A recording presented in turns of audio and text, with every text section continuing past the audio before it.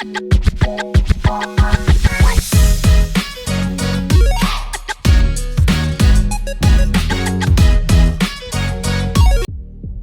Real Madrid s'impose 2-0 face à Valence au Bernabéu à la maison pour la 17e journée du championnat de la Liga. En ce qui concerne l'effectif, on notera que Camavinga est toujours latéral gauche. Suite à la lésion de Mendy, c'est ce poste qu'on lui a attribué, on lui donne confiance pour ce latéral gauche et il apporte aussi beaucoup en attaque. Il aide énormément Vinicius Junior, donc je pense qu'il a fait un très bon match, mais on notera Camavinga. On notera aussi que Nacho Fernandez a été préféré à Carvajal pour latéral droit et que Ceballos a été préféré à Valverde au milieu de terrain. Pour le reste, c'est du classique avec Benzema, Vinicius Junior, Asensio, Kroos, Modric, Militao et Rudiger, puisqu'Alaba est toujours en retour de blessure, mais il est toujours pas à 100%. En ce qui concerne les occasions, dès la 3e minute, le Real Madrid commence très fort avec Modric qui décale Asensio sur la droite, qui va faire une frappe finalement trop croisée, trop écrasée. À la 30e, un bon 1-2 entre Benzema et Asensio qui va décaler sur la gauche Camavinga qui va frapper, mais malheureusement le ballon va finir sur le filet extérieur gauche. À la 45e, plus 3, but de Rudiger de la tête sur corner. On pensait que c'était 1-0 pour le Real Madrid, mérité puisque le Real Madrid avait eu maintes occasions, dominait, Valence était inexistant, mais la VAR va annuler le but pour faute de Benzema sur un défenseur. Donc Benzema, il voit le ballon mais il voit pas le défenseur est sur son dos, il le décale un peu de la main et l'arbitre, ou plutôt la VAR, décide que c'est suffisant pour annuler le but de Rudiger. J'en dirai quelques mots après, mais je pense que c'est complètement sévère, très sévère. Retour, deuxième mi-temps, le Real Madrid qui est toujours supérieur à Valence et dès la 52e minute, Kroos passe en profondeur entre les lignes pour Vinicius qui va centrer. Le centre est malheureusement trop long pour Benzema, mais Benzema c'est le 9 intelligent, c'est presque le 10. Il arrive à garder le ballon, à maintenir, à lever la tête et il voit Asensio qui demande la balle, passe en retrait juste aux abords de la surface et Asensio qui arme une frappe du gauche comme il sait le faire, golasso, 1-0 pour le Real Madrid.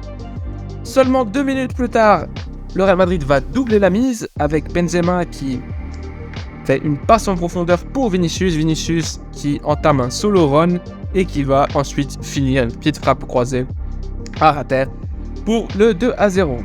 À la 60e minute, Benzema sort pour Rodrigo. Benzema a l'air touché, mais selon Carlo Ancelotti, à conférence d'après-match, il semble que c'est pas quelque chose de très très grave.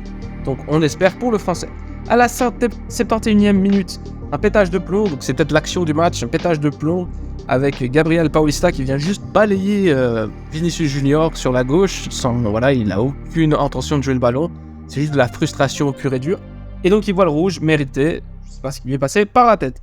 On notera encore une frappe de Valverde rentrée en cours de match à la 74e et un bon arrêt du gardien de Valence. En ce qui concerne les sorties et les entrées, sortie sur blessure de Militao à la 35e, donc ça va être une lourde perte pour le Real Madrid. Militao qui se tenait la jambe, Ancelotti qui disait que c'était quand même assez grave, en tout cas il n'était pas sûr, mais que Militao, une chose était sûre et certaine, c'était qu'il n'allait pas jouer le prochain match. Et puis il avait été sorti du coup pour Carvajal. À la 66e, double changement, Tchouaméni qui rentre pour Kroos et Valverde qui rentre pour Modric, donc poste pour poste. Pas grand chose à dire. Là, mon opinion sur le match, Real Madrid 2, Valence 0. Alors, est-ce qu'on peut dire que le Real Madrid a été flamboyant ? Si on regarde les stats, oui. 71% de possession de balle contre 29, 19 tirs à 4, 8 tirs cadrés et 0 tir cadré pour Valence. Donc, on pourrait dire, le Real Madrid a surdominé. Et c'est vrai, mais il faut aussi s'attarder sur la condition de Valence en ce moment. C'est un club qui a la dérive, c'est un club qui perd beaucoup de matchs, c'est un club qui vient de virer son entraîneur. Bon, dans la presse, ils ont dit que c'était un accord mutuel entre dirigeants et entraîneurs, mais je crois pas une seconde à cette histoire. En plus, on sait depuis 2014, Peter Lim, qui est cet entrepreneur qui a racheté Valence, enchaîne les différents projets sportifs, on n'y comprend pas grand-chose. Ils n'ont pas une manière claire de jouer, ils n'ont pas les résultats non plus.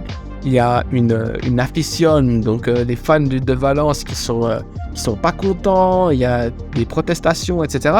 Donc le Real Madrid a profité de cette mauvaise passe de Valence pour simplement dérouler et jouer tranquillement son jeu.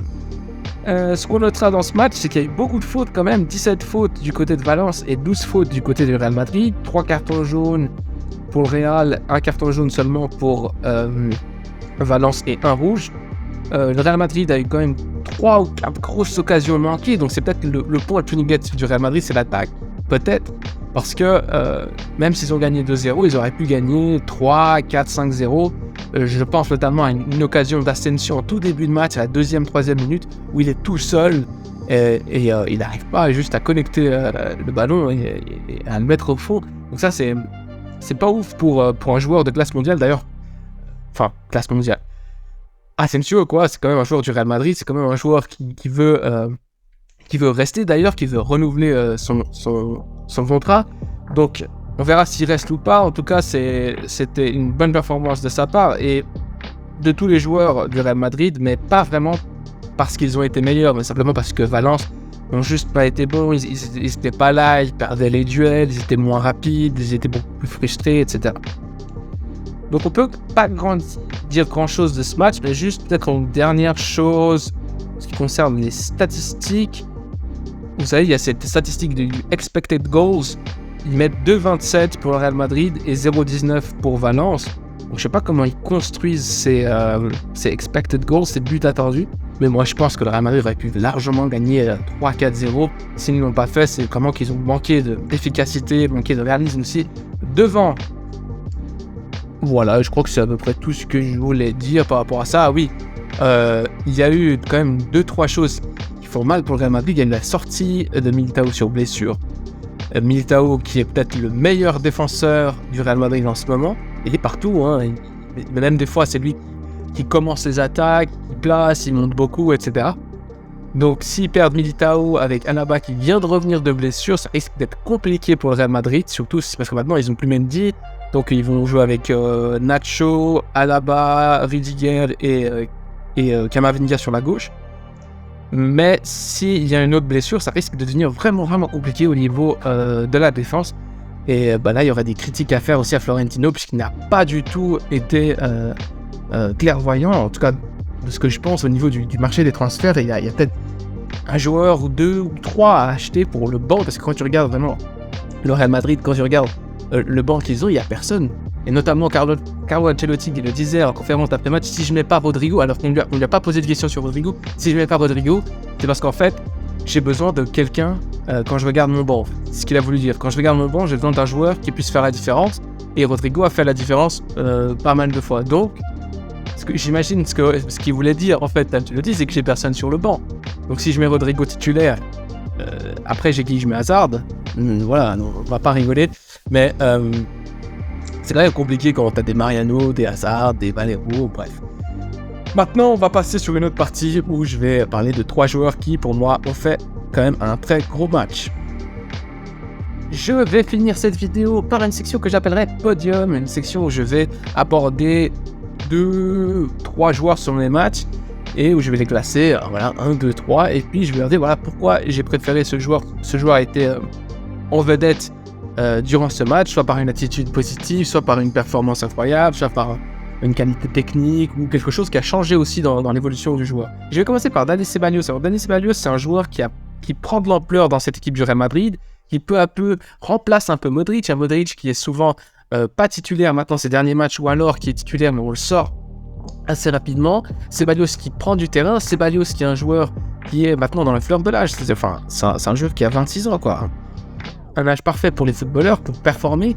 Et puis, à l'inverse, Luka Modric qui a fait une grosse Coupe du Monde, qui est fatigué, mais qui a aussi, si je dis pas n'importe quoi, 37 ans, en tout cas, il est assez âgé, et qui commence à être un peu plus fatigué par rapport à la performance, aux qualités qu'il pouvait donner, surtout en termes d'endurance, et en termes d'avoir 8-12 poumons qu'il avait avant. C'est plus le même joueur, et c'est Ceballos justement qui donne un épiné à ce Real Madrid, qui donne plein de choses. Par exemple, sur le côté physique, on voit qu'il est plus percutant aussi, il est plus rapide, il arrive à revenir en défense pour aider parfois dans des situations compliquées, mais aussi certaines percées en attaque.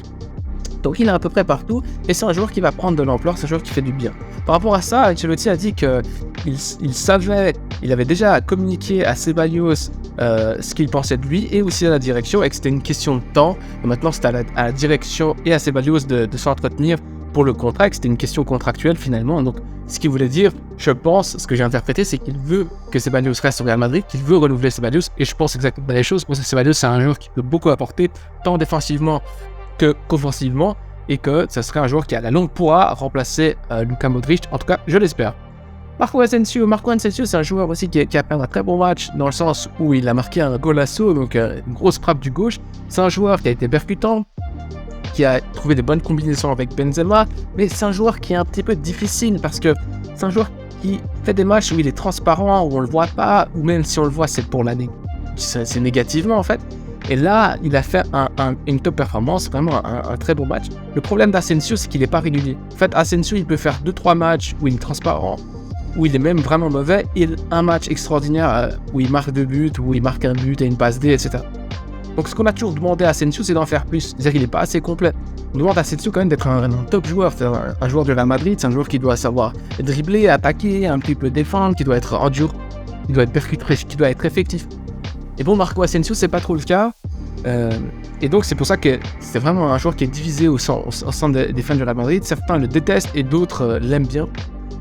Moi je pense qu'Asensio c'est un bon joueur d'équipe. C'est un joueur à avoir, peut-être pas titulaire, mais c'est un bon remplaçant.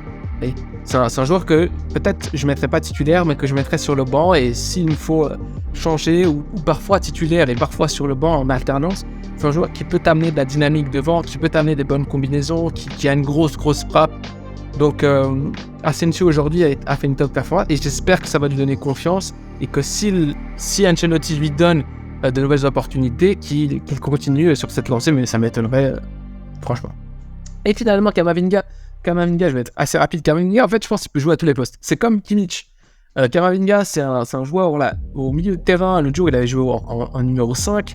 Là, au poste numéro 5, il a fait un match excellent. Et aujourd'hui, il joue au latéral gauche et il fait un match excellent. Donc, voilà, Camavinga est trop fort. Camavinga a pu... donc, défensivement, il n'a pas eu beaucoup de travail. Il n'avait pas le ballon. Mais c'est surtout offensivement où ça change complètement de Mendy. Mendy est un joueur qui est très très dur à passer. Mais quand il est passé, il n'arrive pas à revenir. Et surtout, il n'apporte rien offensivement. Souvent, que Vinicius doit faire tout seul, après il est éclaté à la fin du match, où il est fatigué, il tente quand même, il perd des ballons et les gens s'énervent. Alors que là, avec Camavinga, c'est tout autre chose. Camavinga arrive à monter, il a cette explosivité qui lui permet d'être un bon latéral offensif. Et je pense que cette combinaison entre Camavinga et Vinicius Junior, c'est vraiment quelque chose à garder. Donc je pense que jusqu'à la fin de la saison, Camavinga va jouer latéral gauche. Et c'est quelque chose de très positif pour le Real Madrid parce que en ayant Mendy blessé, c'est peut-être aussi une opportunité pour Camavinga. Parce qu'on se demandait si Camavinga allait jouer en même temps que Tchouaméni, peut-être avec un double pivot. Mais moi je déteste cette idée puisque jamais vu un match de Real Madrid avec un double pivot où ils ont bien joué. Bon, c'est toujours mieux que Kroos en numéro 6, vous me direz, mais quand même, voilà, je me perds avec tout ça. Ce que je voulais dire, c'est que Camavinga a fait un excellent match sur le côté gauche, qu'il a été percutant offensivement, qu'il a été bon aussi défensivement, même si il avait pas beaucoup de travail, et je pense que c'est un joueur qui va rester là et qui a à suivre. Donc voilà, ce serait là mon top 3 avec Ceballos, Asensio et Camavinga pour ce match. Je vous dis à bientôt, merci d'avoir visionné cette vidéo. Allez, ciao.